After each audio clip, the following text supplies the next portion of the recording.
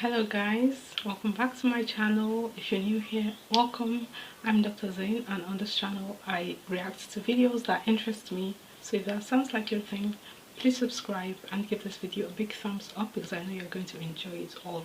So in this video I'm going to be reacting to another video by Frank James, and it's titled Stuff Infps Say. As you already know probably, but if you do not know, you're about to know. I'm an INFP, and well, I just enjoy reacting to INFP videos because it's so much fun to see what people say about INFPs, especially when they're not INFPs themselves, but also sometimes when they're INFPs themselves, right? So well, that's my reason for picking this video, because I want to know what stuff INFPs say. So anyway, let's get right into it. I'm feeling a little depressed today. Oh really? Why? Do I need a reason? Another day in the modern world fraught with I know there's that stereotype about INFPs usually feeling depressed, or always feeling depressed, or feeling depressed from time to time. I would say that I'd like to make a distinction about it from an INFP who has definitely experienced the whole depressive feelings, blah blah blah, at some point, and doesn't really experience it anymore. I would say that if the INFP is going through stuff, and if they're having a depressive episode, or they're just in a really bad place emotionally speaking, then yes, from time to time they could just wake up and be depressed without a reason. But that could happen to anyone else as well. You don't have to be an INFP to just feel depressed because you're going through something, right? But if it's a healthy INFP, and again I'm saying that from my own personal experience, if it's a healthy INFP, you will not just wake up on some days and feel depressed. Now, will you always wake up and feel in the mood to interact with people? Would you always wake up and be in a bubbly mood? Would you always wake up and be ready to make noise and jump around the place? Even when you're with people with whom you feel comfortable and you can be super extroverted with them, will you always wake up and be in the mood to just be bubbly? No, and you do not need a reason for that. Okay, so I can wake up and just want to be by myself, or I could be in a subdued mood just whenever, and I do not need a reason to be in a subdued mood. All right, but that's not depression. That's not feeling depressed. All right, I just wanted to make a distinction because, you know, obviously people's experiences differ, but yeah. Another day in the modern world fraught with ethical dilemmas over the smallest of choices. I wish I could just put... Okay, the choices thing is not a lie. It is not a lie. It is not a lie, and it is real. Okay, obviously I would never express myself like that because like nobody talks like that, at least not in my experience. But when it comes to making a choice, you could spend a month, I kid you not, especially with shopping online, which is great by the way. I definitely believe they made that for introverts. You could spend a month agonizing over which stuff to buy. Like, you want to buy a pair of shoes, for instance, you have to start shopping early enough, like super early, earlier than other people would, because you know you're going to spend longer than other people would to make a decision. Okay, because you just want to be sure that you won't experience buyer's remorse after. Alright, after making the choice, because you will not feel right about making a choice and then saying, oh, you want to change your order afterwards, because you will feel as if you're inconveniencing the seller or whoever, right? And you don't want to do that. So you want to take your time and make sure that the choice you're making is actually the choice you're making. You want to have all the information possible. You want to check all the choices and know, and you know, just go through a systematic process of selection, through elimination, through, you know, all sorts of things. It's a whole process with us, so you know. I wish I could just put my brain on airplane mode, you know, just like no incoming thoughts. Thank you. Yeah. Again, if it were possible to put my brain on airplane mode, I would definitely subscribe. Definitely. Like a lifetime subscription is what I would do, because it can be, sometimes can be fun, especially when you're being creative, but sometimes it can be just the most annoying thing, because you could be doing anything, literally anything, and then you just have this barrage of thoughts, and then the thoughts don't even come in a linear fashion or in an organized fashion. They're all jumbled, they just come at you. And when you're particularly stressed over something else, then it becomes harder to control those thoughts. And they're not necessarily negative, they're just a lot of stuff coming in at once, and it becomes really agonizing to sort through those thoughts. And yeah, so airplane mode, definitely subscribing. Dude, I've got a whole book of lyrics I've written in my Moleskine notebook over the last 15 years, and one day I'm gonna set these to music. Just wait. I can't relate to that one, because I haven't been like a creative for long, so I can't say, oh, I've been writing all the stuff because I'm going to publish in the future or whatever.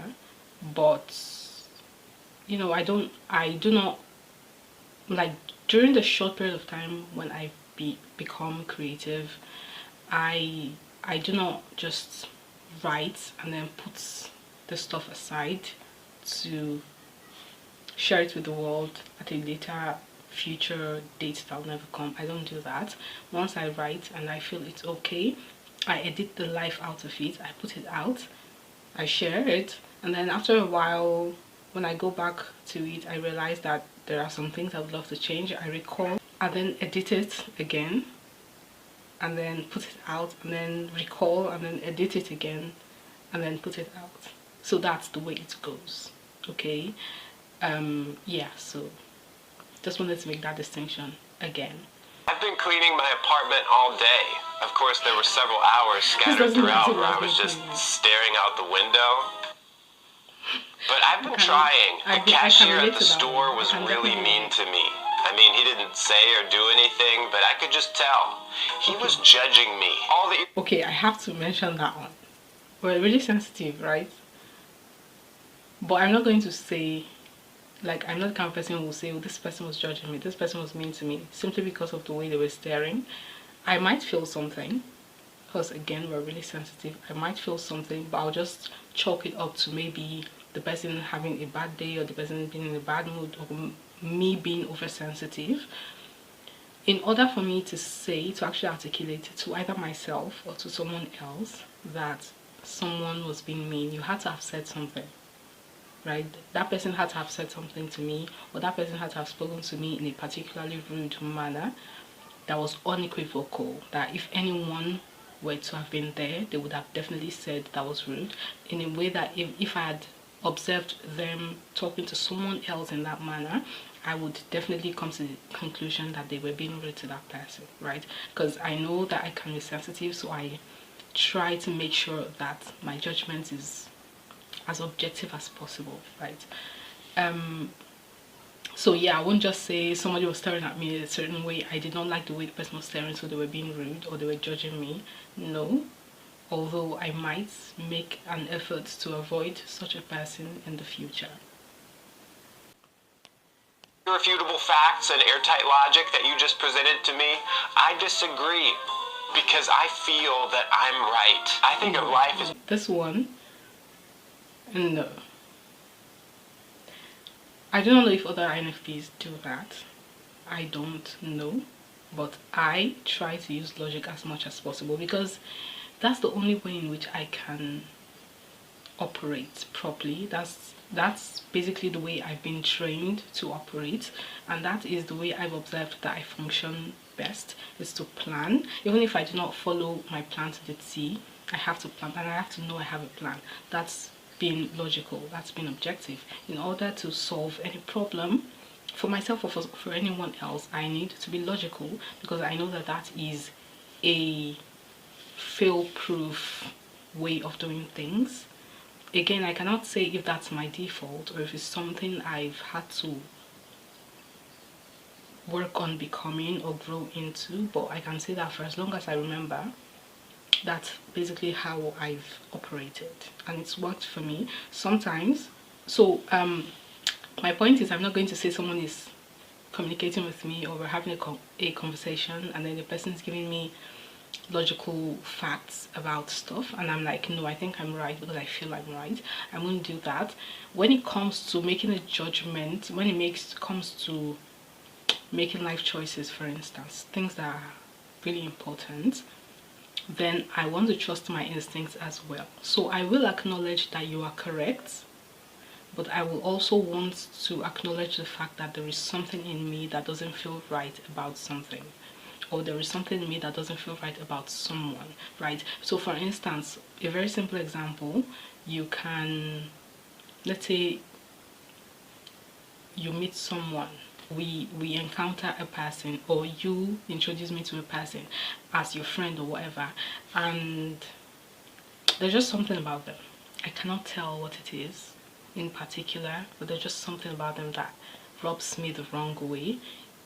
And when I tell you later on that I don't trust that person, you're like, well, the person has been really nice, the person is very generous, the person is a kind person, the person is so kind to other people, this person is brilliant, this person is this, this person is that. I'm like, yes, I won't tell you you're wrong. I'll tell you, yes, you are correct, because that is what you've observed. And to me, they smiled a lot and they were kind and they said all the right things, but there was just something off about them. Alright, so you're correct with your observations and all of that, but I know there is something extra. And lo and behold, 2 months after, what will happen? You will come back to tell me about how that same person that I told you had something off about them was actually a jerk. Okay, and because I'm not a person who likes to say I told you so, I will tell you I told you so. There was something off about that person. And now I remember what it was about them. It was the fact that their smile reminded me of a snake. Now, I don't know if what I just said is in any way related to the point of being logical or not being logical, or yeah, I just wanted to say that. Dance, movement, emotion, the rhythm, always moving forward. And me, sitting out by myself, watching everyone else. Dude, Nacho Libre actually has a very authentic emotional message that it's trying to get across. I'm sorry, I do not understand Nacho Libre. I think this is one of those cultural references yet again, that passes over my head, but I would really love to learn. So if you know what it means, please enlighten me in the comments section below. Thank you. Like, I can't even talk about that movie without tearing up. Okay, I've been reading a lot of cookbooks lately. Like, I don't know how to cook, and I haven't even really tried to cook yet, but I like the idea of me cooking in the future. Why do I need to organize my desk? I know where everything is. It's all right there. Okay. This one, maybe, no. It doesn't work, because personally, this isn't me, and I've heard that about some other INFPs as well, that they might have this one thing that is disorganized, but everything else is organized. So it's not as if they're actually organized. It's not as if they're actually disorganized. Sorry, it's just that they can't bring themselves around to doing it in the right time. So they won't say, why should I organize it? Right? Does that make sense? For me, disorganization like this, chaos like this, causes me low-grade stress. Okay? So I know I need to, especially when it comes to do with my workspace, I know I need to organize it. Now, will I organize it in time? That's the question. Will I organize it in time? Will I organize it when you think I should organize it? Will I organize it when I think I should organize it? So I'm not going to argue with you and say, why should I organize it? No, I'll tell you, yeah, I know I should organize it. I'll get to it. Right, I'll get to it. And then that will take however long it takes for me to procrastinate and get over the procrastination and then actually do something about it. Does that make sense? Somewhere. Wow. Thank you for traumatizing me with your horrible story of how your life is in a terrible downward spiral and you don't know how you're going to make it out. This one, oh my god. And it's always, always, always strangers. Like, babe, I've literally met you for 10 minutes. I don't even know your name. And now I know the story about what happened between you and your ex, and how you guys got a divorce, and how you met your new husband, and how you now have a baby, and what your former mother-in-law said, and what your I don't even know your name. Like, we literally just met, right? No shade, and like, I'm saying this with all the love, but why are you telling me about all that stuff? I don't even know I don't know your name. Like, does that? And now I don't know if you've trauma dumped on me, or if, but yeah, okay, you probably just ruined my entire day. But yeah, this is so accurate, so accurate, guys. I can't help but imagine myself in your dismal situation and feel the intense despair that you must be feeling. But I gotta go now. Nice to meet you. Oh my god. Okay, I think that's the end. Oh my god, oh my god, oh my god. That was so hilarious and so accurate. I would say like 90%, maybe 85%, 90% accurate. Oh my god, especially that last one. Yo. I don't know, there's something about us INFPs, because I've heard about the same thing from others. I don't know, there's something about our energy that invites people to just tell us stuff. And I imagine they might regret it later when they leave, because sometimes our mouths, like, we run our mouths too, like we overshare as INFPs. That's one of those things that I think we deal with, and then we regret it later. So I like to imagine that they'll also regret oversharing with us. But I believe there's something about our energy that invites people to just want to share and to dump on us, and we listen quite well. Even when we don't want to listen, we just find ourselves listening. And yeah, but the good thing is we can make ourselves forget it until we need to remember. So that's a good thing. The funny thing is also that, or the ironical thing is also the fact that the same energy that makes some people feel comfortable with sharing their deepest, darkest secrets with us is the same energy that makes some people find us mysterious and want to know what's hidden beneath the surface. And that also makes some people think we're aloof, or that we're cold, or that we're distant, or that we're rude, or that we're not warm enough, or we're not effusive enough, or that we're just dismissive, blah blah blah. I've heard it all, guys. I've heard it all. Anyway, thank you so much for watching this video till the very end, if you're still watching, in fact. If you're an INFP, let me know which ones you can relate to, or which of the stuff I've said today you can relate to, or that you have any experience with. If you're not an INFP but you know INFPs and you would like to tell us one or two things, then leave a comment below, and we would love to learn, and we would love to listen to you. As you know, we usually listen. Okay, thank you so much again for watching. If you have not subscribed, please subscribe right now and give this video a big thumbs up, because it encourages me to make more videos like this and it supports me. Alright, so thank you, and I will see you next time.